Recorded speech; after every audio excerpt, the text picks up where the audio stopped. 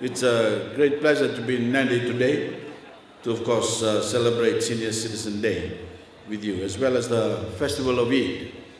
In many ways, I think it's appropriate to celebrate these two occasions together, considering the special emphasis the Festival of Eid places on making sure no one is forgotten or excluded from the celebrations.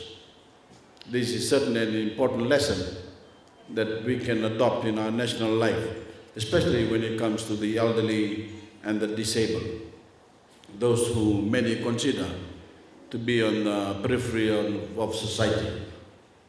It is the collective responsibility of the younger generation, and indeed of all of us, to make sure that senior citizens are not forgotten. We must strive to provide the attention, the understanding, and the support that older Fijians need to continue to lead lives of independence and dignity. Indeed, as a society, we usually talk about our responsibility to look after the elderly, whether as a family, a community, or a government. And in this respect, I'm definitely proud of the initiatives that my government has introduced to make life easier for our senior citizens. This year, we set up our pension scheme for Fijians 70 years and older who don't have access to any other form of superannuation funds. And I'm pleased to say that Cabinet has recently endorsed an increase up to $50 a month for this scheme. Also this year, we have given grants for the maintenance and improvement of seven institutions for senior citizens located around the country. In 2011, we introduced bus fares for those over the age of 60 who now only have to pay half the rate. And close to 40,000 Fijians are currently benefiting from this program. What's more, Fiji is the first country in the Pacific to have a national policy on aging. First country in the Pacific to have a national policy on aging. The policy was launched in 2011, as some of you may know, establishing the National Council for Older Persons, an independent body that promotes the welfare and well-being of senior citizens in Fiji.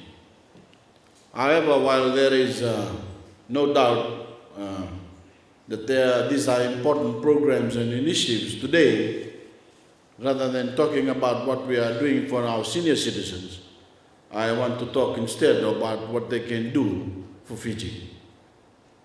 As I keep saying, wherever I go, we are in the midst of one of the most important periods in our nation's history.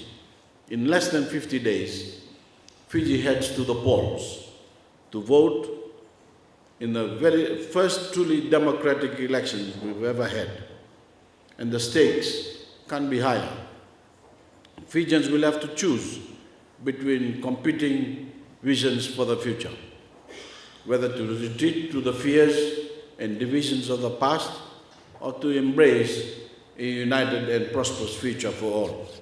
For many, this will be the first time they've ever cast a vote. The latest numbers show that more than 170,000 Fijians under the age of 30 are currently registered for the election. This group, mostly first-time voters, has grown up over the past 8 years, free from many of the divisions and fears that plagued Fiji after independence. Indeed, this is something I'm very proud about as your Prime Minister. But as we draw closer to 17th of September, we must also be aware that many of these young voters have little recollection of what it was like in Fiji during its darkest days. When I travel to schools around the country, I tell the young people I come across that there's never been a better time to be a Fijian, that they are in a better position, than any young person in Fiji's history. With nothing to compare to, they have to take me at my word, but as older Fijians, through your own experience, you know that this is true. You know just how much or how far Fiji has come over the last 8 years. You come from a generation that never experienced true equality in Fiji. You remember when some Fijians were treated as if they were more important than others. When some were given more privileges while the rest were treated like second-class citizens in their own country and never had a sense of truly belonging.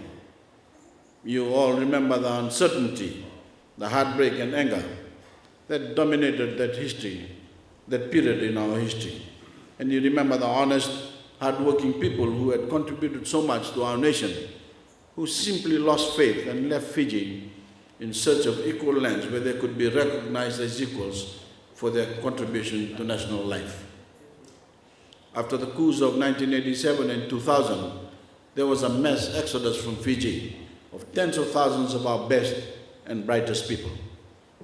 This exodus was a national tragedy, I kept on saying, that robbed Fiji of the opportunity to develop itself years ago into the nation that is only now starting to become unified.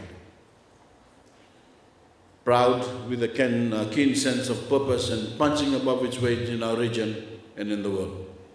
I, for one, remember. That is why I talk so passionately about resisting the lies of the old politicians who are trying to throw the country into reverse. This is why every fiber of my being is determined to prevent Fiji from being dragged back into a similar state of discord and disharmony. And I know that many of you share this passion. So as older Fijians, I call on you to join me in making sure we never let anyone forget how far we have come as a nation over the last 8 years. Tell your children and your grandchildren, your nieces and your nephews, what Fiji was like then compared to what it's like now. Tell them your own stories. Help them understand the darker periods of the past so that they never may be repeated in the future. Please don't allow the old politicians to rewrite history for us, to tell a false story to our young people about what's happened in Fiji. Don't allow them to pretend that things were better before my government intervened to reset the national compass. To pretend that the same people who brought Fiji to its knees through their squabbling can now work together for the benefit of all Fijians. Even those who stayed behind after the exodus, there was no real equality. There was discrimination between those who lived in the city and those who lived in the rural areas, between chief and commoner, between the rich and the poor, between those who were connected to the elite system and those who were not. As a nation, we cannot afford this. We as a nation cannot go back to this. As a nation, we cannot afford your silence. We cannot do without your input and your advice. Fiji needs you now. With those few words, ladies and gentlemen, it is now my pleasure to thank the organizers for making today possible, including the Nadi Town Council and Nadi Chamber of Commerce and Industry. It's a wonderful event that your hard work has made possible. I would also like to acknowledge the team from Projects Abroad that is providing free medical checkups for all the senior citizens here today. Finally, to the older Fijians here, happy Senior Citizens Day. And to all, Eid Mubarak.